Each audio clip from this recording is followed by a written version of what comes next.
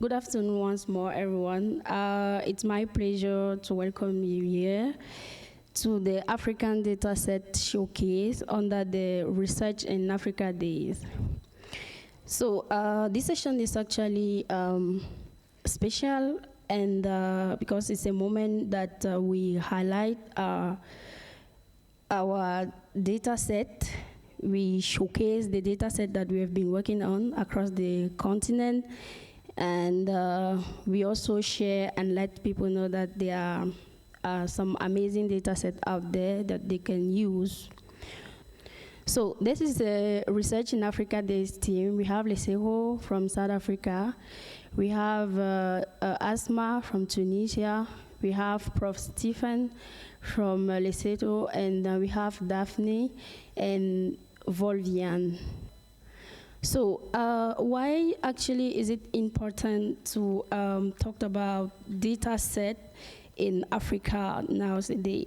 We are actually talking about machine learning, but we all know that machine learning only works when there is a data set. And data set means we have the relevance of our problem. So if we don't, first of all, collect the data set, it will be a bit difficult for us to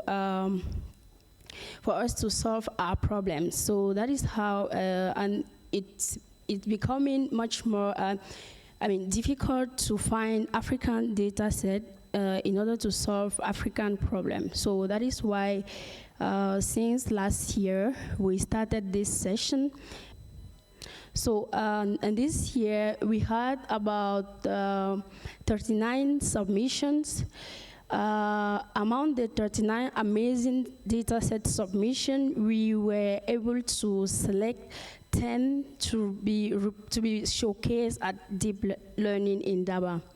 The reason why we selected 10 is not because we found only 10 interested datasets, just because we have, this year, we only have the place to hold 10 data sets. But trust me, out of the 39 that we have about 15, and let me say 20 that were very interesting, and we're going to have this open to our, we are going to have this, all the list of all these data sets into our website. So, out of the 10 data sets that were selected to be showcased at Deep Learning in Daba, we are going to have 5 in terms represented as lightning talk, and 5 others for panel discussion.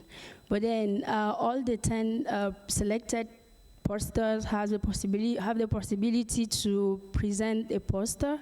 So during the lightning talk here, you may not get everything, but there you have the possibility tomorrow during the poster session to dive deeper into the conversation with the dataset presenter. So for the lightning talk, this is the order that we are going to use. So the first presenter will be, this first data set that is going to be presented is robot speech intrusion disambiguation data set. Okay, hi everyone. My name is Benedict, and today I'm going to give a short presentation presenting a data set we came up with as part of our work building speech systems for robotics, systems that can understand and disambiguate instructions. So I'm presenting on behalf of my co-authors, Kweku from University of Florida, David and Natalie from IT Copenhagen and Apple. Okay, so let's get started. Many languages, especially African languages, are tonal, right? And what that means is entire statements can mean completely different things based on how you pronounce certain words, right? And this characteristic of language is not, for African languages alone. English also has this exact same behavior.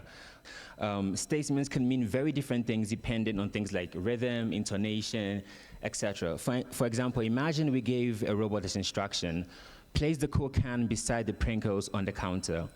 depending on how we stated the instruction, it can mean two very different things.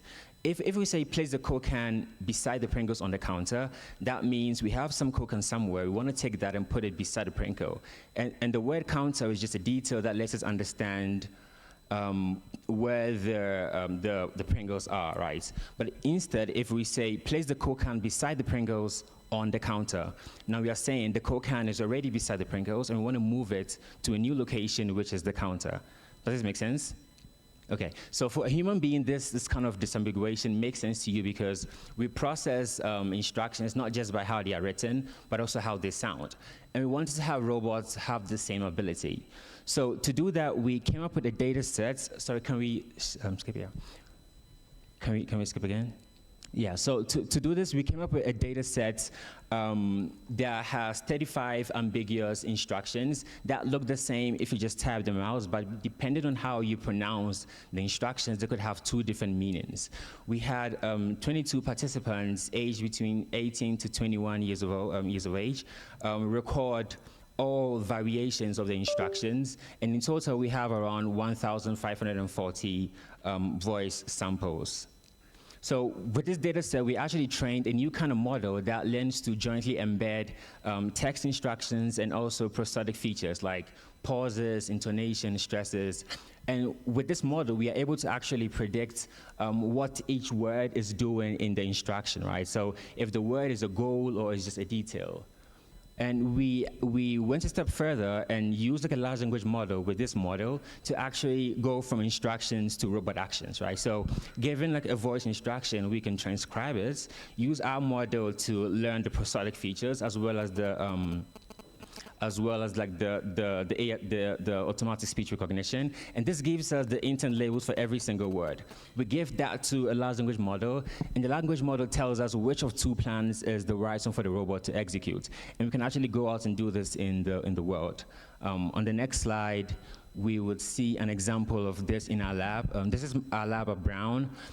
Both images show a robot executing the exact same instruction, which is place the Coke can by the Pringles on the counter.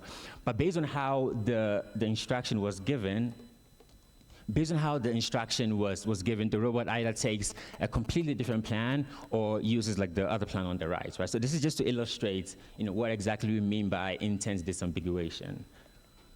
Okay, perfect. So it's unfortunate this came at the last minute, but this is the end of my talk. It's a lightning speech. Please feel free to catch me anytime. I'm happy to talk more. You can get the paper and the data set by scanning this QR code, and also just connect on Twitter if you want to learn more.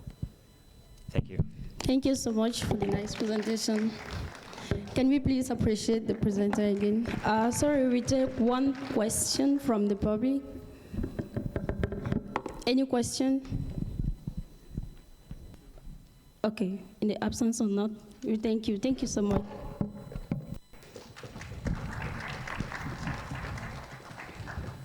Thanks. So we move directly to the next presentation, Cacao Pod Maturity Dataset. Hello, everyone. My name is Benjamin Edu, and I am currently a master's student offering mechatronics engineering from Ashesi University in Ghana. Actually, I'm not a fan of AI or machine learning, but then I think from time to time I have realized that there is more room for improvement, so I'll try to join this community. So today I'm presenting my data set on cocoa pod maturity stages for crop monitoring. So one thing I have realized is that in the whole world, I think according to UN, we have about 195 countries. And out of those countries, it is interesting to know that Africa is at the top when it comes towards producers of cocoa. And it is interesting to know that Ivory Coast, as at 2024, was able to produce 2,230,000 tons of cocoa beans, followed by my beloved country, Ghana, which was able to produce 1,108,663 tons. We could also see another African country, which is Cameroon and Nigeria, doing well in this chart. So in Ghana, for instance, the current government has initiated a policy that if a farmer is able to provide a ton of cocoa bag, he's able to obtain or achieve $5,000 approximately. So you could see the amount of money that goes into cocoa. But what I read, I'm not a cocoa farmer, but then I have friends who are into cocoa. So what I realized is that farmers normally depend manually on judging whether a cocoa pod is ripe, unripe, whether it is matured or immatured. And this issue can become or can have what bias. One issue it can bring is issues during harvest timing. The farmer might not be accurate to tell whether it is the right time to harvest a cocoa pod or not.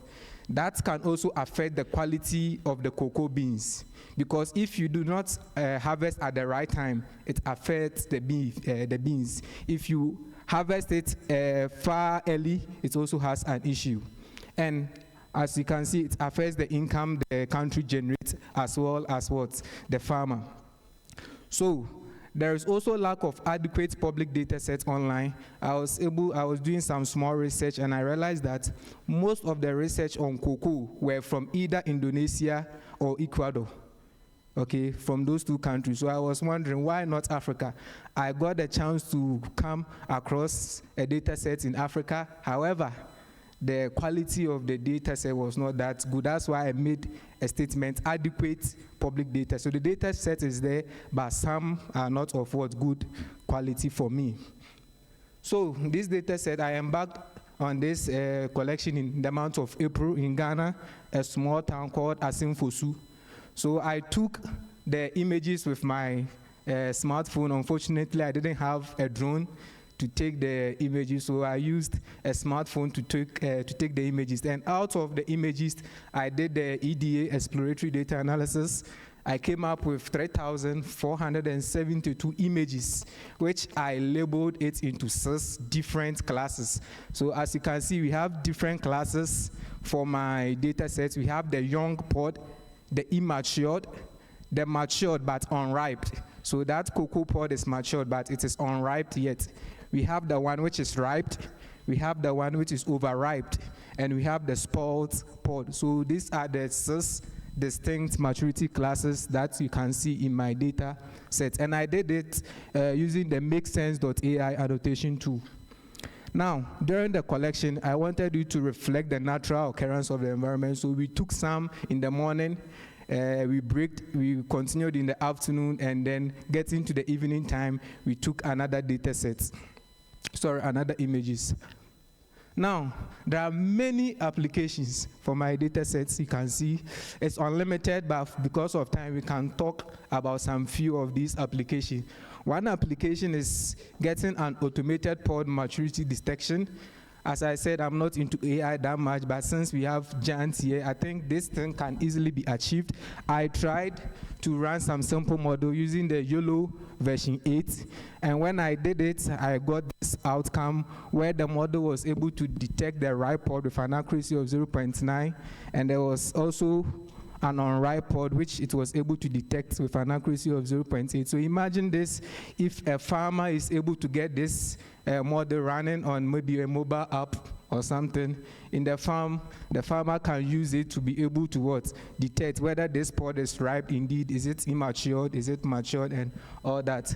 Another thing we can look at is helping farmers to be able to estimate their yield. I got a chance to visit a cocoa farm. Please, can I see by hands those of us who are in ULK hostel? ULK, good. Imagine walking from here to ULK hostel to farm. Assuming this is your house, your farm is in ULK hostel. You see that distance. So farmers are actually struggling a lot moving from their house to their farm. So if you can get a system in the maybe farm, maybe mount some CCTV cameras, run our model on it, the camera will scan through the farm, give an update to the cocoa farmers at the comfort of his or her home. I think it will reduce the stress they pass through in producing this cocoa. I think it can be done. The interesting one for me, because I'm doing mechatronics engineering, is this one here. I use ChatGPT to generate this image here. Assuming you have a robotic system that can harvest the ripe cocoa at the right time. You have a camera mounted maybe on the arm here. You have your model running on it. For this case, you don't need all the classes. you can just decide to focus on these two classes, whether it is ripe or unripe. You can have several applications from this, so that some engineers here can do that for us to be able to achieve this. One last thing is the field monitoring and alert. We can talk more about it tomorrow. These are the impacts. First, we are bridging a major data gap in Africa cocoa farming. It is also going to support research, education, and agri-tech innovations across Africa. And the interesting one, the SDG goal number 2 and the SDG goal number 9, which is zero hunger, industry, innovation, and infrastructure. So you can access this data set. It's public on Kaggle. You can use it for whatever you want. Thank you very much. Thank you so much, Benjamin. So we just take one question, sorry, and then remember we have the poster session tomorrow. Thank you for the presentation. I was just wondering, because initially you said that farmers kind of struggle to be able to be sure on the quality of the cocoa. So what was your source of ground truth to label them into the 6 categories? Okay, thank you very much. So the town that I went, we have local farmers there, as I said, and we have, should I say, a district center which has those who are heading the agriculture in the town. So we have a district council, like a community council. So we have officers, those into agriculture. So I personally was able, I'm friends with them because I've stayed in the community for a while. So together with the local farmers, the farms that I visited, with that expert in the office, the agriculture department, they helped me to label the data set before I left to my place. So that's how come I labeled this data set. Thank you. All right, thank you so much, Benjamin. Please let us appreciate Benjamin once more. And then we welcome the Nollywood movies IMDb, dataset representative. Please let us appreciate him when he's starting. Thanks. Hello, everyone. My name is Joshua Salako, and I'm with ML Collective. And I'll be presenting my Nollywood movie IMDb dataset. So a little backstory, yeah. If you go online and check for statistics on the biggest movie industry, you find the biggest movie industry in terms of volume of movies released every year. You find Bollywood and then Hollywood. But I would like to break it to you now that Nollywood, Nigerian produced movie, actually comes second. And the reason why we do not get acknowledged in the global statistics is just because we do not register our movies. So basically, movie industry is quite fragmented. So I could just have money and then just make a low budget movie and then just publish it out there. And it doesn't necessarily pass through any box office or any film registry. So using that thing, yeah, you see, I brought it up here. It's a little weird statistics that Nollywood is the second largest film industry. And despite this prominence, yeah, there is very, very scarce data set about it online. So what I went ahead to do is to actually curate a movie data set, Nollywood movie data set, that's comprised of about 7,200 Nollywood movies. And the Nollywood dataset comprised of the movie title, the release year, the rating on IMDb, and the genre, followed by the director, and also the stars in the movie, actors and actresses, and just a little short plot description of the movie. So the method of collection, so I collected this dataset by web scraping the IMDb datasets for movies that were produced in Nigeria. So I developed a web scraping script that web scraped the datasets and structured it to a very clean, and structured format. And then one of the use case that we could have for this dataset is a movie recommendation system. Yeah, so I personally worked on this. I did a little movie recommendation system that you could provide movies that you really like, and then it used cosine similarity to suggest possible movies for you that you might possibly like. Also, we could do some analysis, industry trends, and one very funny trend I found is like over the years there has been a rise in the genre of action movies. So before some certain years, Nollywood don't produce action movie, but recently we've started seeing an increase in action movies. All right, thank you. All right, we could also do sentiment analysis. We could do some natural language processing, and also we could do some cultural AI research. Okay. So the availability of the dataset. The dataset is open and it's right there on Kaggle. You could access the dataset using this QR link. So it's in a CSV format. You can download it and use it for your next machine learning project. And it gets a regular quarterly update. So I try to update the dataset once every 4 months. So you get like 3 updates for the whole year. And yes, some of the impacts of the data set, it's one that's very, very keen to me is the reservation of African stories. So a lot of these movies actually portray some of African stories that we get told by our grannies and the moonlight. So if we do not save this data set, if we do not save these stories, how do we tend to preserve them?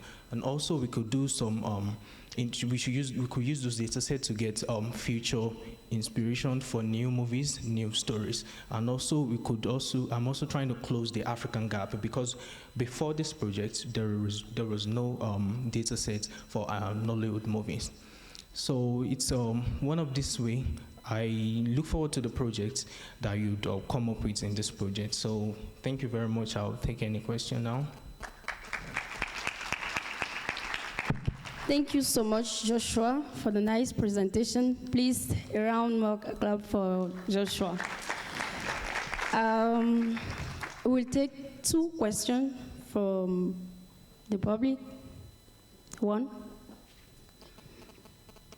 2. So I'll start here, the shortest path. Thank you so much, Joshua. This is a fantastic presentation. One quick question for me. Presumably, you will want people to use this data and build product on top of it, right? You can imagine someone building a recommendation engine, leveraging your data. But I noted that the license that you chose is CC BY SA, which, from my understanding, is almost prohibitive from someone that is want to use your data for commercial purposes. So what are some of the thought processes that went into selecting that data license? Okay, thank you very much for the question. Should I wait for the other question? Yes, so let us take this next question and then you answer them at once. All right, thank you. So my question is there a way that you're selecting these movies? Like, are there particular movies that you're looking at for building this data set? Or because you mentioned you're scraping data for this movie, so like, what's behind like the scraping? Like, where are you scraping these movies from? Is there like a particular genre of movies that you get, and the quality as well of these movies? Are you looking into all that? Thank you very much for the wonderful question. So I will start with you first. So one of the reasons why I chose that license was the main reason I believe that we do not have this data set already is because of greediness of marketers. So before now, if you want to make a movie, you have to go through some marketers, and they are quite like they're like a god. So I wouldn't really want what cost us to not have this data in terms of being greedy to make money, to cost us even more lesser development of this data, because the way I see it, this data is quite growing. We have 7,200, and that's not the actual count. It's actually increasing every 3 months. So I wouldn't really want what cost us not to have this data to actually stop us from developing it. So that was why I chose the standard. So you could just work on it, just make a project, but just on the commercial aspect. And as for you, as for your question, yeah, so the major criteria was any movie produced in Nigeria. So that's the whole thing. So where I web script from was IMDb. IMDb stands for Internet Movie Database. So part of the cleaning process was to make sure that there was no missing column. So I listed some of the, let me look for it. So it has to have everything. So it has to have a title, it has to have a release year, it has to have a rating, it has to have, we need to know the genre, and we need to know the director of the movie, and also some of the actors and the actresses in the movie, and also a plot description. So those were, that's the major cleaning and selection criteria for this data set. So thank you very much. Okay, thank you so much, Joshua, for the wonderful presentation. So the next presentation will be the Ibadan metropolis flow dataset. Can you please accompany her with a round of applause? Thanks.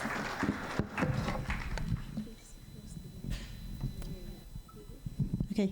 Go ahead, please. Good evening, everyone. My name is Ayodele Awukoya. I'm here representing the team that developed Ibadan metropolis flood datasets. So, let's go. Ibadan metropolis flood dataset was actually developed by, or was gathered by Oladapo Kayode Abiodun and Jacobs Omomi Oluwakemi. Flooding is actually a very problematic issue, and it's life-threatening to humans, and in fact to the global economy at large. And it's something even the world is trying to look into how to solve.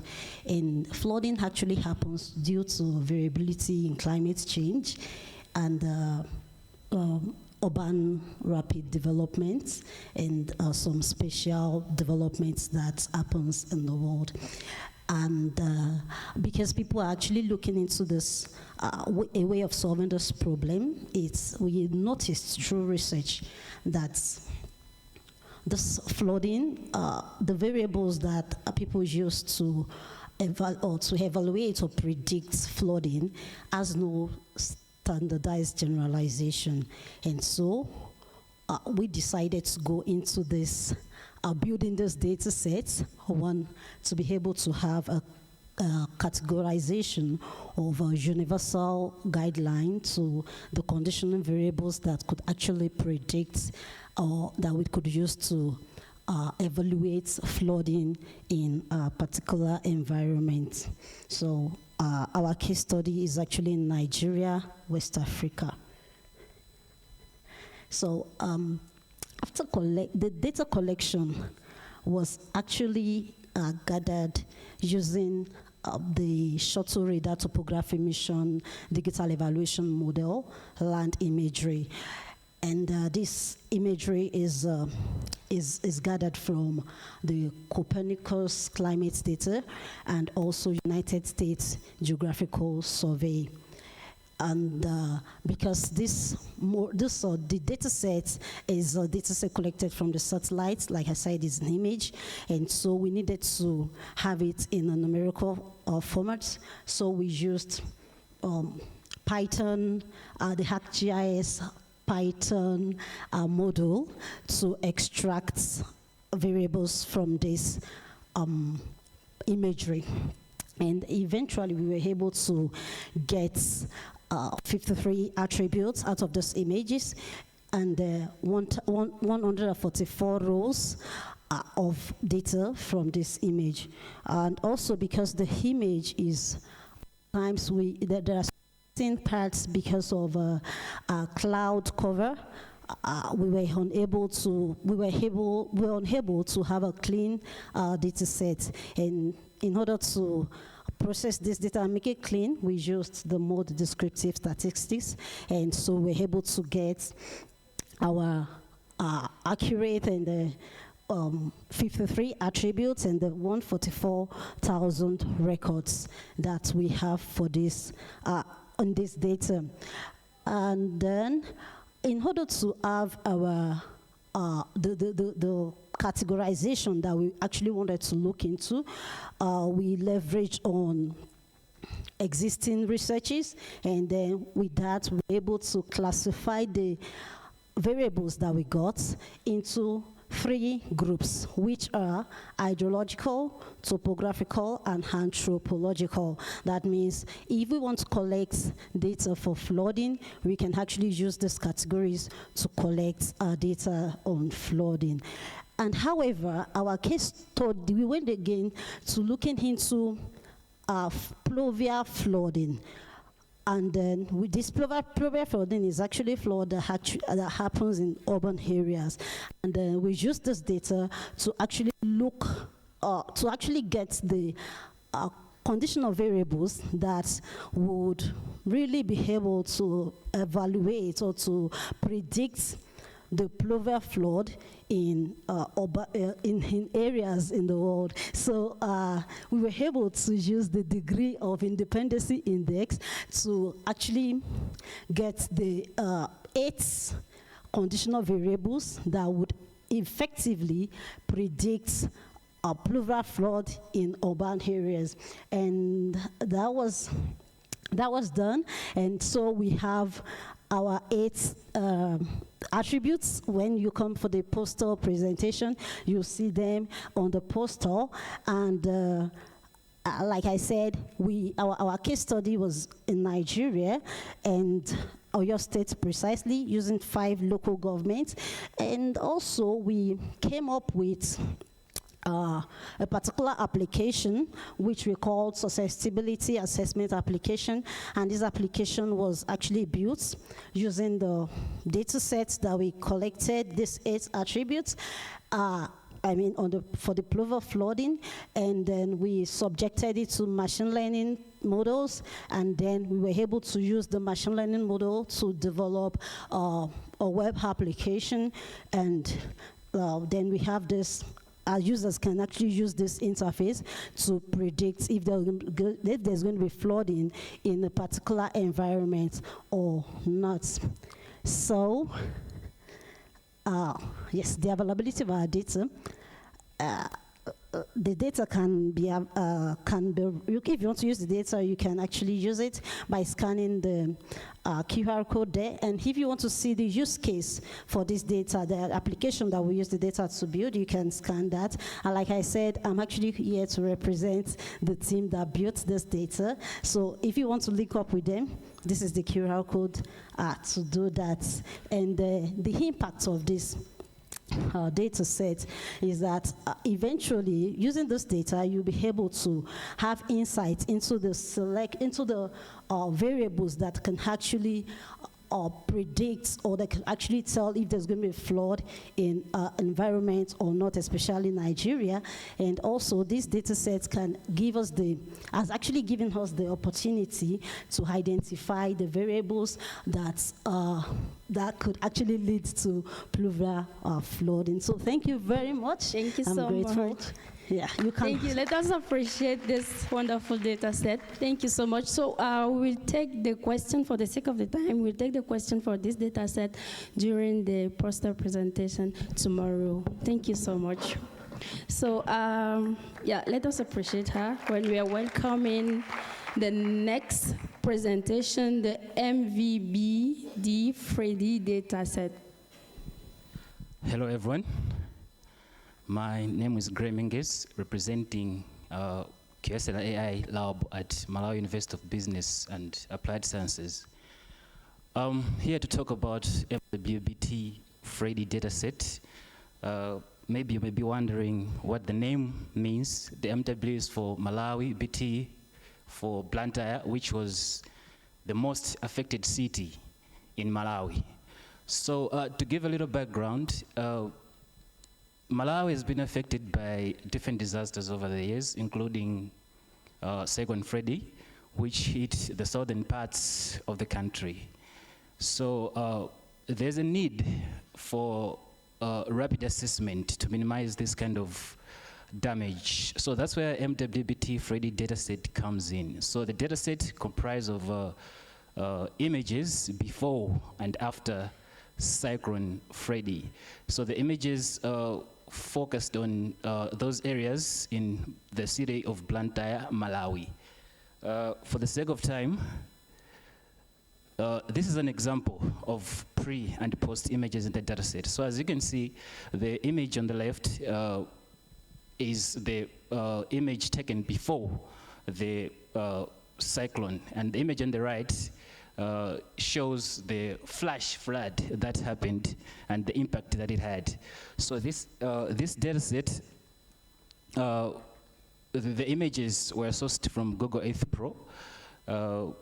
We did some pre-processing, including drawing grid lines on the areas of focus.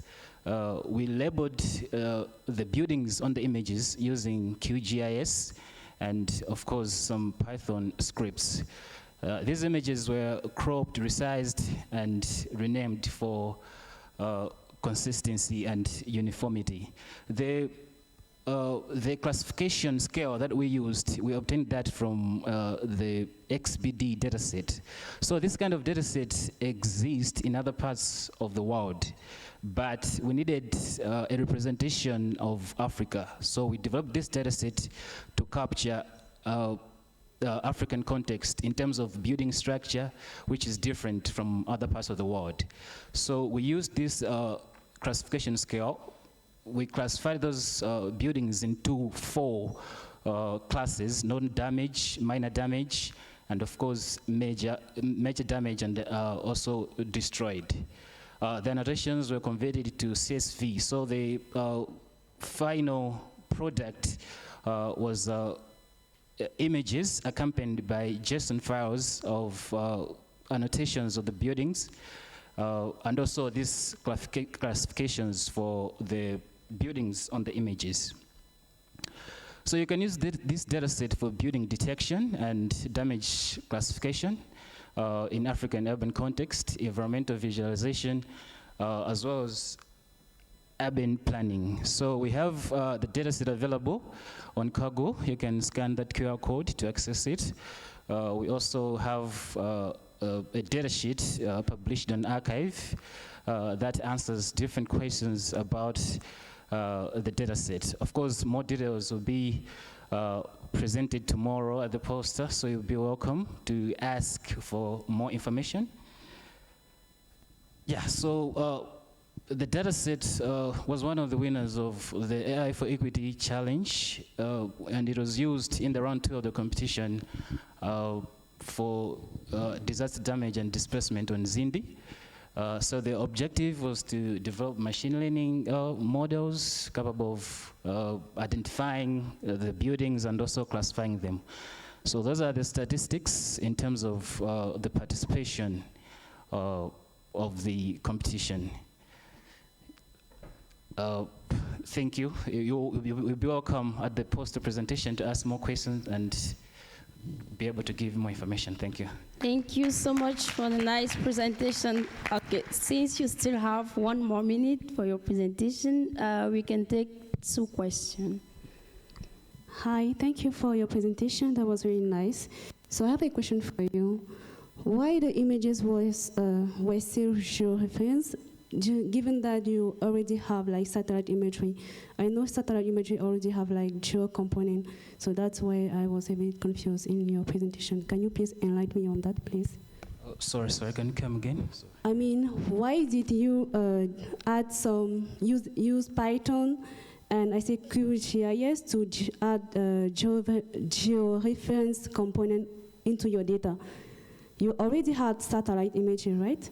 So when you download those imagery, you have the geo component already. So I don't understand why you use Python and QGIS again for the georeference. Okay, the images were exported in other formats from Google Earth Pro. So it was they were initially in PNG format. So to obtain the coordinates, we had to georeference them using QGIS and of course some Python scripts. Thank you. Another question? Yes.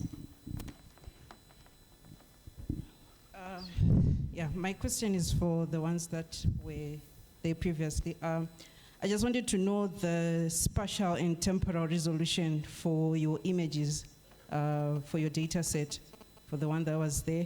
And for these guys, I just wanted to ask why you chose to use Google Earth Pro and go through the hassle of using Python and QGIS. Why could you not just use Google Earth Engine, as it can host those images for you, and you can also just have that component which that girl was talking about, which is the geographical component and all the information that comes with an image. Was there a reason why you chose to use QGIS instead of something like Google Earth Engine? Thank you. Okay, so for the first question related to the previous presentation, I will put back the slide. You scan the QR code to contact the authors because the presenter was just a representative for the data. Thank you. So you can go ahead for the next question, please. Yes, so we used Google Earth Pro. We were also, because we were considering the terms of use, how we wanted the dataset to be available. So it was the best candidate in terms of that, and also in terms of resources, it was easy to use Google Earth Pro.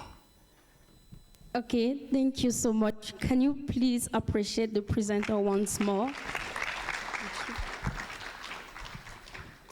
Now we have come to the end of the lightning talk, and I would like to really appreciate the dataset presenter for the wonderful presentation. So we all saw that there are a lot that have been done, and trust me, when you see the list of datasets that will be published on our website, you'll see that there are many more interesting datasets that you can discover. So now, to go a bit deeper into the discussion, we will move directly into our panel discussion under the theme Building a Sustainable Meaningful Data Set in Africa.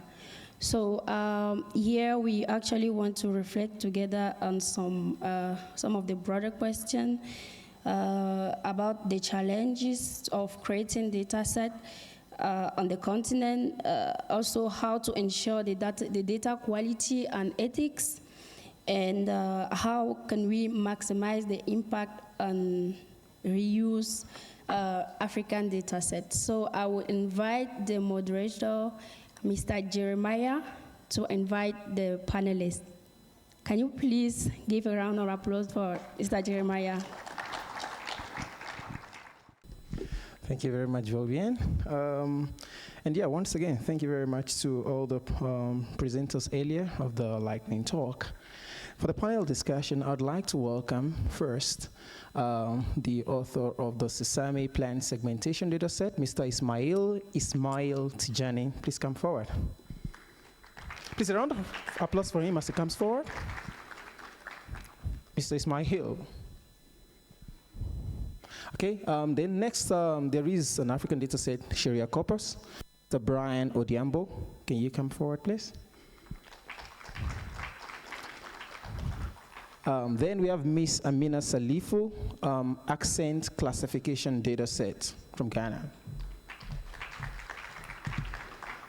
And lastly but not the least, we have Dr. Japheth Kiplang Hart Mursi, who is the author of Kenyan Swahili Scam Messages. A round of applause for him as he comes forward as well.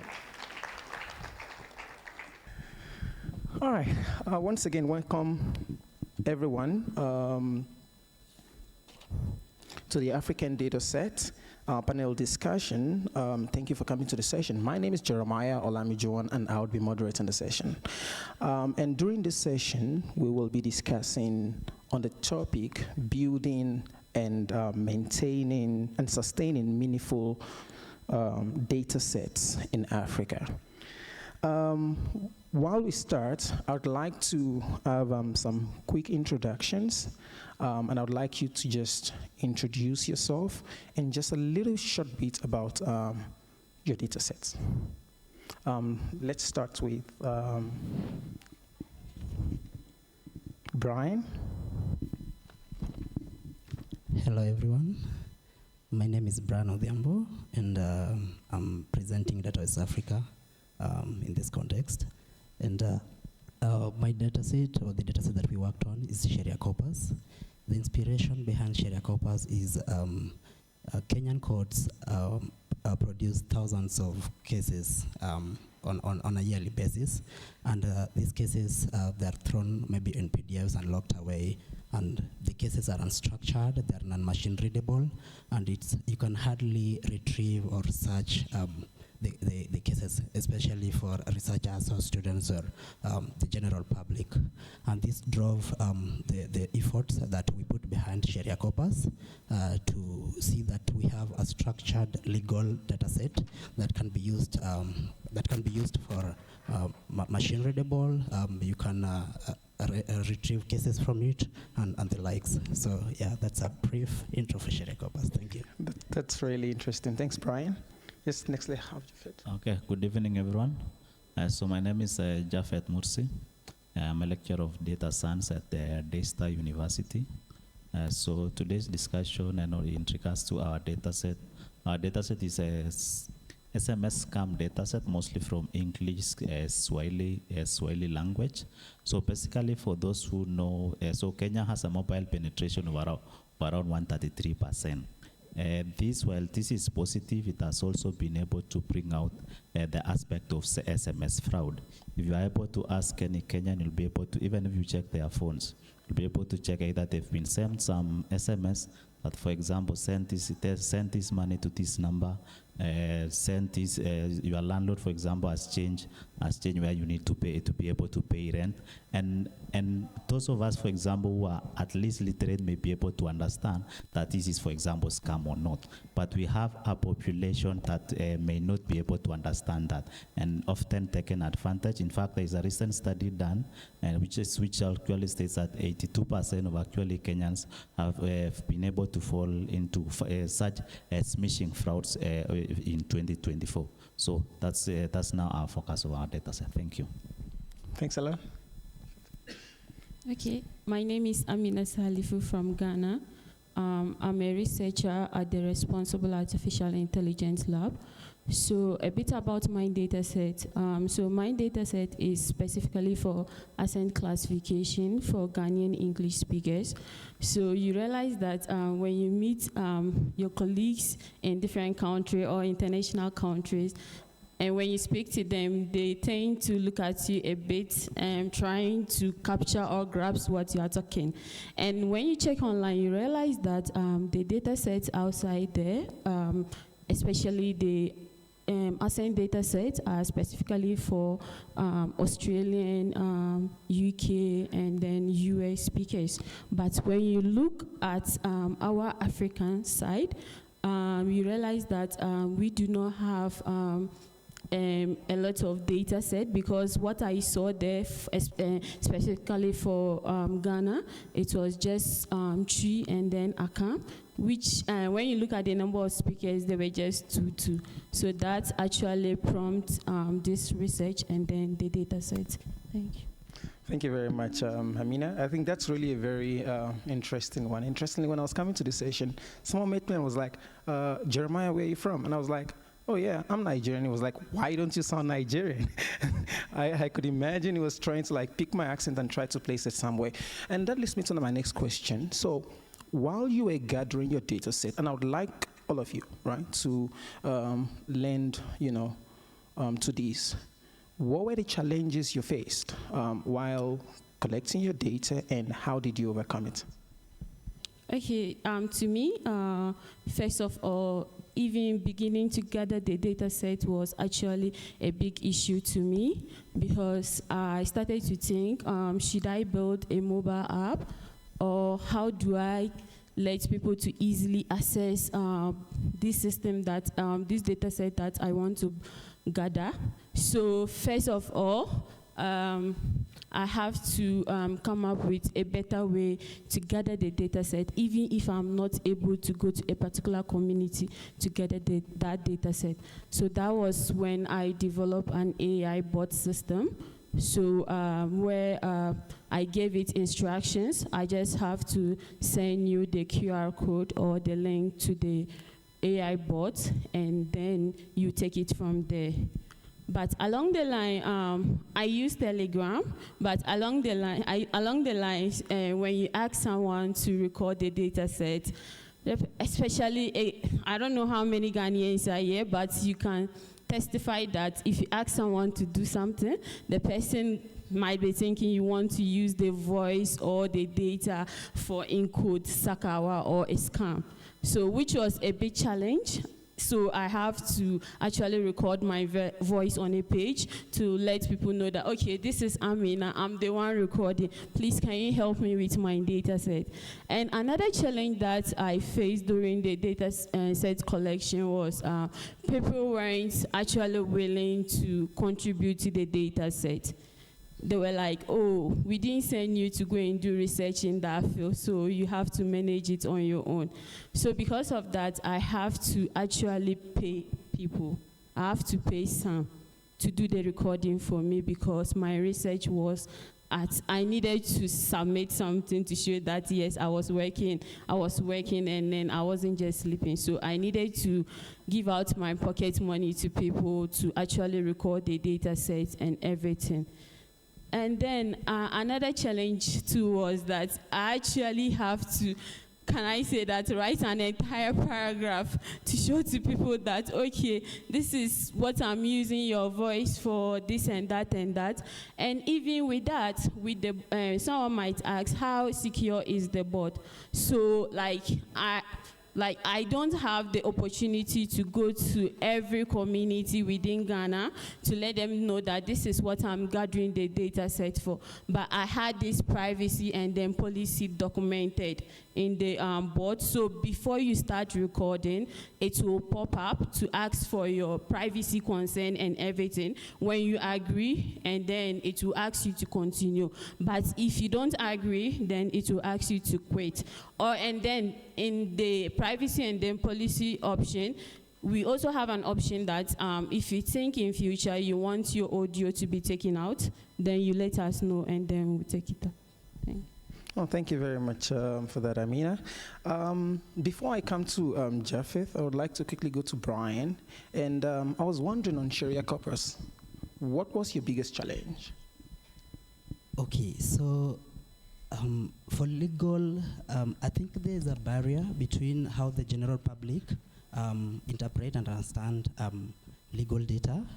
And I think that was our biggest challenge because when we maybe got the PDFs, you look at from a technical perspective, but we ask ourselves, who is our target users? We are targeting legal practitioners per se.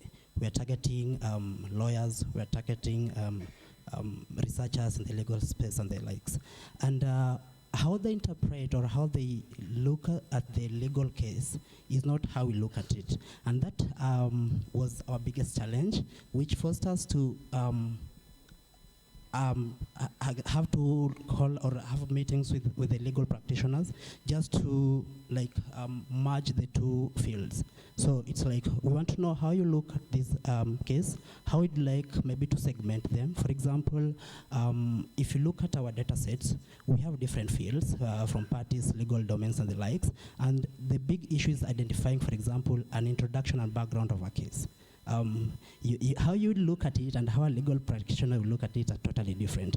But we were able to overcome that challenge, which I think from that, the data annotation was a bit easier. Yeah. Oh, that's really impressive. Thank you very much, Brian. Then I'd like to come to Japheth. I can imagine on the Kenyan scam messages, how many scam messages you had to gather. And I would really like to know, what was your biggest challenge?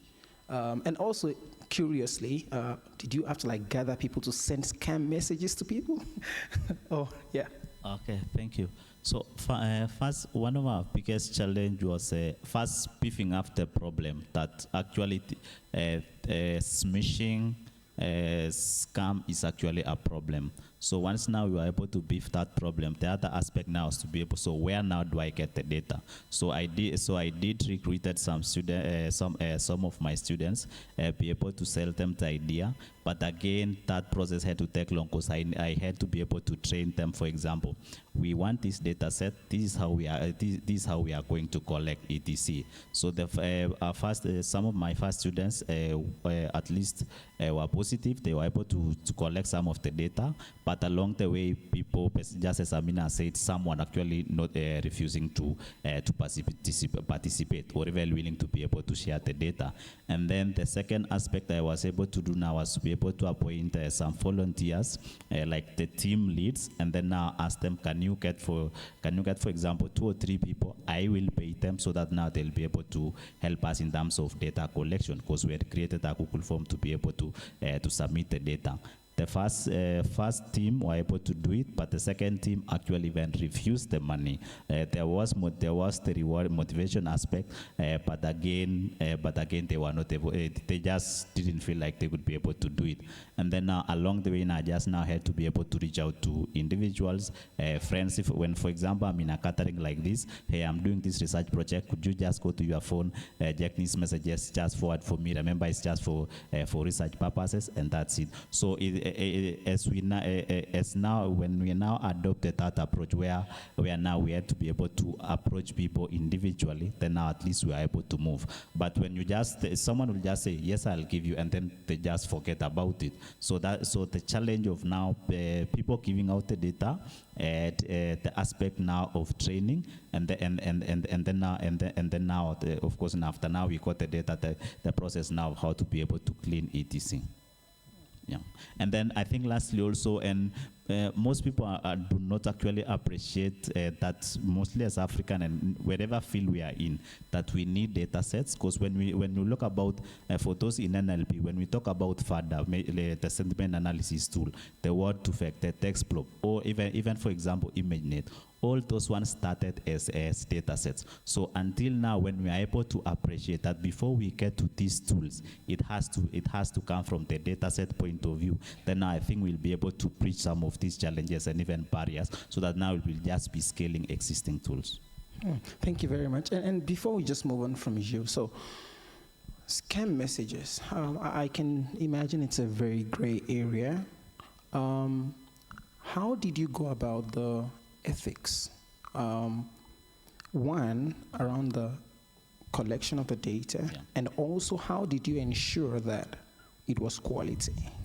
Okay, so first is still so the data set we submitted here, I think around less than 1,000, because it's still an ongoing project. In the aspect of ethics, so first we were explaining, for example, for the people now we are collecting from, that this data set is for the purposes of research, and then we actually sought their consent, just as the Kenya Data Protection Law requires, and then now even now we'll be working on the paper. Now we'll also be able to apply even for ethical clearance within the university. But again, it is a gray area, so you really have to be able to explain to the individual the main purpose of this data set, that you are not taking actually their personal information. It's mostly now about the aspect of literacy, because again, it's a problem when you see the statistics are so huge, and the sooner we arrest this by bringing actually everyone to the fold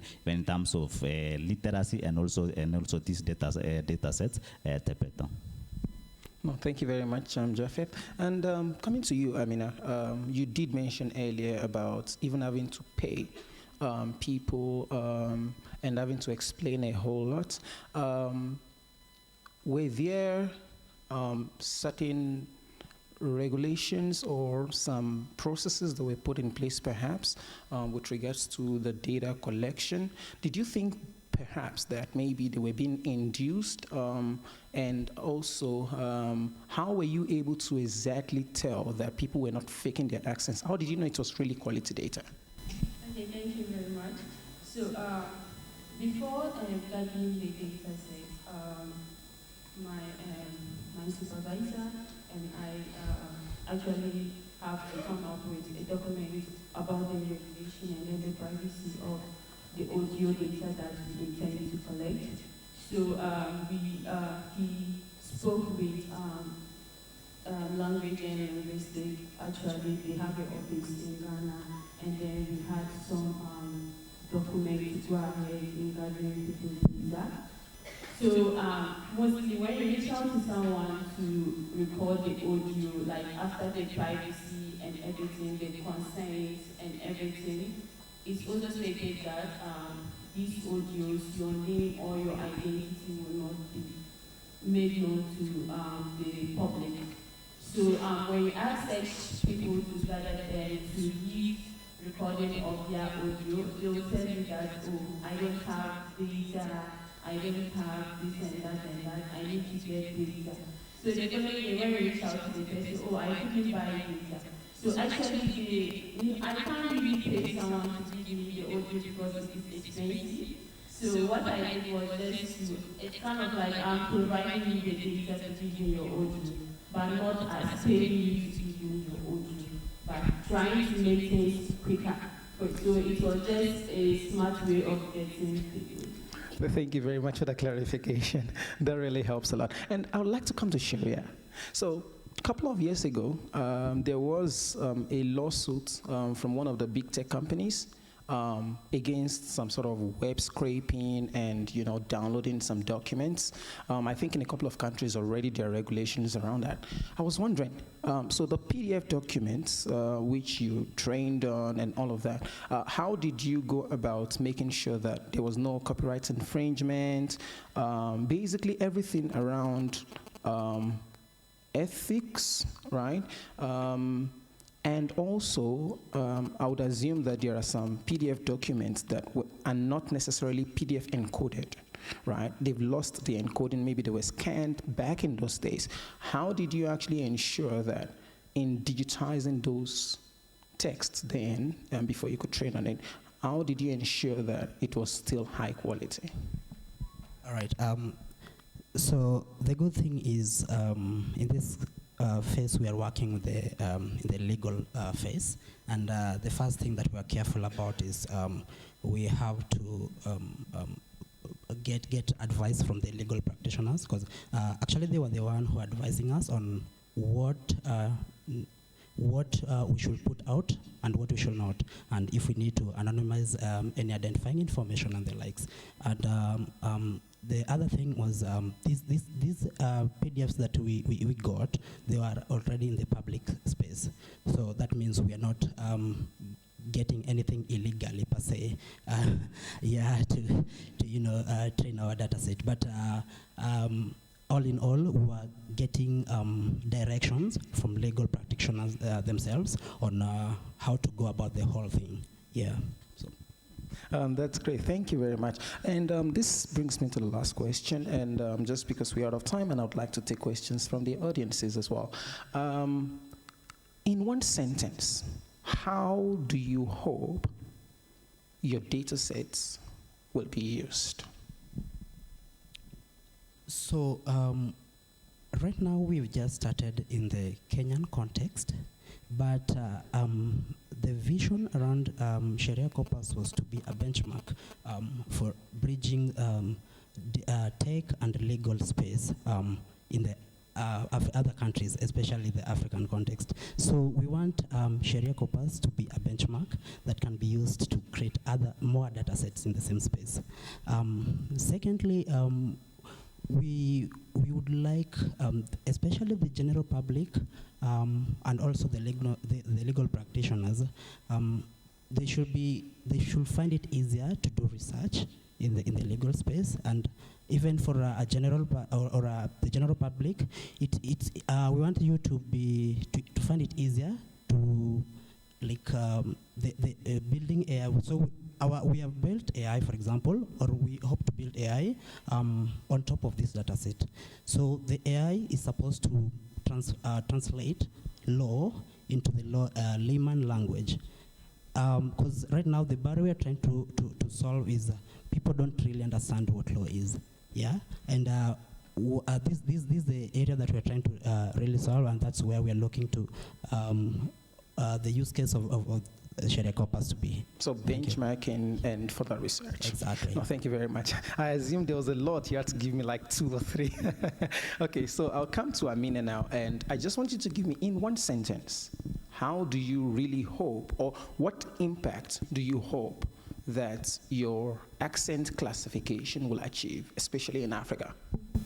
Okay, so you realize that now we have a lot of AI tools that you can easily let them attend the meeting on your behalf.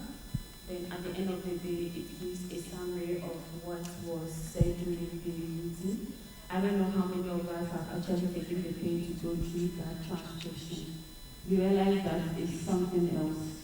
So with my data sets, I hope people use it responsibly, but not to feed it to ChatGPT to mimic people's voices, but to improve the performance of these automatic speech recognitions out there, to at least break that gap of underrepresentation of African or Ghanaian accents.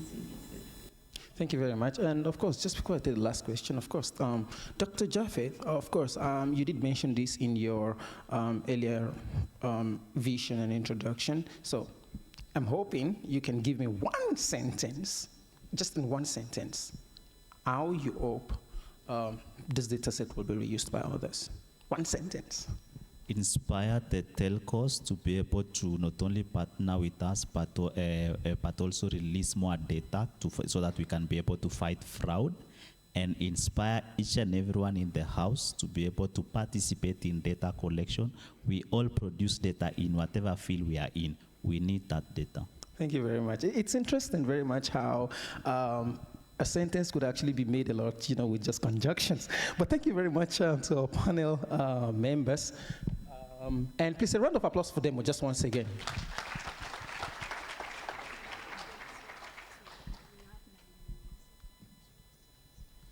All right, great. I really totally did enjoy the discussion. So, do we have any questions at all from the audience? I see we only have 2 questions, by the way, and I see one from there. I'd like to also have a female. One there. Oh my God. And yeah, I have a female. There are 3 females. Oh, there are 3 females. Yeah. So I'll take one. We'll take the 3 of them, and then we'll stop. Yeah, thank you. Actually, most of what I had in mind has been addressed by Jeremiah. Mine is not a question, like a kind of contribution, and probably an advice to the dataset curators and the DLI that is planning to put the dataset on the website. That dataset is serious business to ML community and AI, because we believe that whatever model you build is as smart as the dataset you feed it to it. So we should probably have a proper review panel for the datasets they use. So I'm just talking about making our data set fair, make it findable, make it accessible to others. It doesn't mean that it has to be as open as probably free. You put some motorization there, then make it interoperable. We are talking African here, and Amina is curating data set for Ghana. I can also do that for Nigeria, and we can interoperate it together. Just to build like a kind of a giant one that we can always reuse. Thank you. Thank you very much. Thank you so much. Next question. Yeah. Thanks, everybody. Wonderful work, right?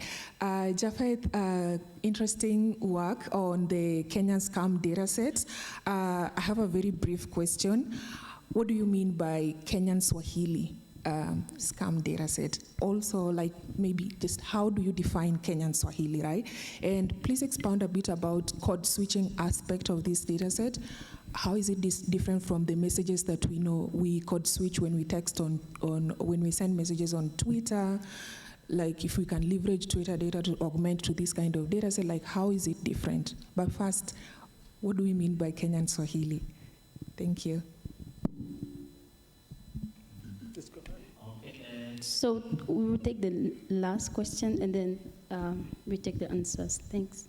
Yeah, my name is Adiza Al-Hassan from Ghana. Surprisingly, I was going to ask the same thing what she said about the code switching, because I think most of the work that Amina is doing is about audio taking, and people do speak in various languages in Ghana, and surprisingly, immediately someone speaks in English, they tend to speak in various languages. I think the least person that you can see in Ghana can speak about 3 different languages. So yeah, that's my question. Back to you, panelists. Okay, so I'll start by trying to answer what Kenyan Swahili is. So in Kenya, we have around, I think about 26 languages or 47. Now, we all, like now, for my tribe, which is 70, how I speak Swahili is not the same as how, for example, Maasai speak Swahili. Maasai, for example, are closer to Tanzania, so their Swahili is more refined compared to, for example, Swahili for someone from Western, or for example, Swahili for someone, for example, from Ibadan. So the Swahili we are referring to in this context is, from now the SMS we were able to get, we'll be able to find that some of the SMS are actually full in Swahili, just in Swahili, and then we'll be able to find others that are for speed now. So in this case, we mean that part of it, for example, and our average sentence was around 8 words, so we'll be able to find, let's say, 4 of the words are actually in English, and some of 4 of the words are actually in Swahili. Yeah. Yes, please answer this question. All right.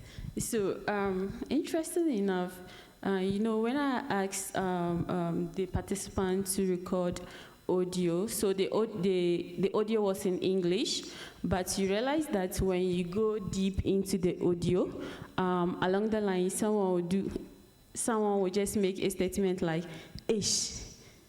Like, I don't know, or someone, especially those from the northern part of Ghana. So, and when you listen to their audio, you realize that the person was kind of reading it. Along the line, they'll kind of add Dagwani to the audio. So, but the main focus was just for English for now, because it's actually difficult, or it's really difficult to get the local languages. So that to build a model, after building the model, to use that model as the baseline model, and then use it to train, and then use it to improve the local languages, and also to do code switching. But for the number of people who did that weren't that much. So we have to separate that audio and then use the English-only audio for our model. But in our lab, we have a colleague who is doing code switching. So we just don't do research to put it in our labs, and when people come, we just tell them that we are working on this and that without having any proof to give to them. At the end of the day, we bring the models and then to develop an app to be able to perform this basic stuff, whether code switching or accent classification, be it a Dogomba or a Wale or a Kan. Thank you. Thank you very much. And it's really so much amazing, that you're doing so much brilliant and amazing work. We've come to the end of this panel discussion. Someone noted something earlier, while I was actually just right there in the audience, and said, we're building African data sets, yet we're not hosting data sets on African repositories. And I'm really hoping, that we would actually start looking more, at really building a community, and of course leveraging, on African repositories while we're building our data sets. Thank you very much once again for coming to this session. Please a round of applause once again for